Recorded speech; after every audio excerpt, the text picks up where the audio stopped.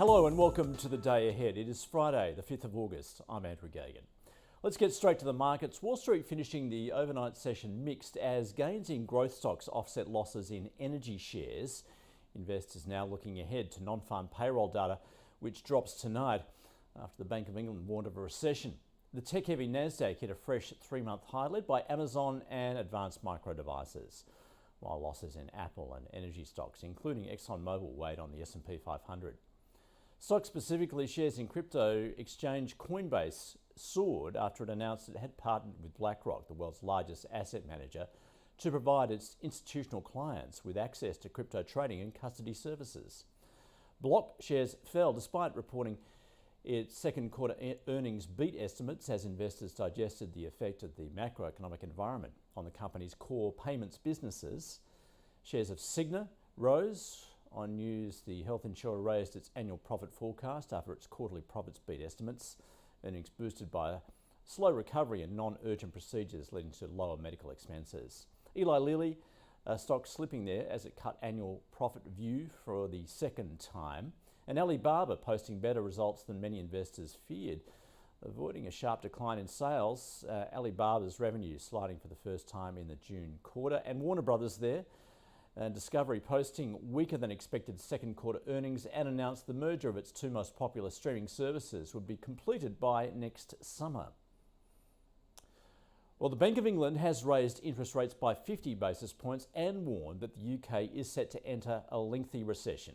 The central bank lifting its key lending rate to 1.75%, the highest it's been since 2008, and forecast that inflation is now likely to peak at 13.3% in October, the highest since 1980. The Bank of England saying the UK is facing its biggest slump in living standards since the 1960s, and that the looming recession will see a peak to trough fall in economic output of 2.1%. In the US, new claims for unemployment benefits increased to 260,000 last week, in line with forecasts, while there was a sharp decline in layoffs. And the US trade deficit fell from $84.9 billion to $79.6 in June. US Treasury yields have fallen, the 10-year down 9 points to 2.66%, and the 2-year sitting just above 3%. Major currencies were mostly firmer against the US dollar, although the British pound initially fell in response to the BOE's rate hike and its forecast of recession. The Aussie is currently trading at 69.6 US cents. So the local share market, it's expected to make a positive start this morning, up close to 0.1%. That's despite a mixed session on global markets.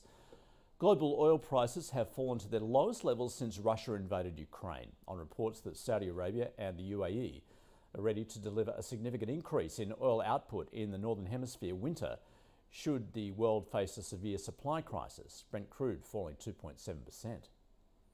The iron ore price continues to fall, off 3.5% to $106 a tonne.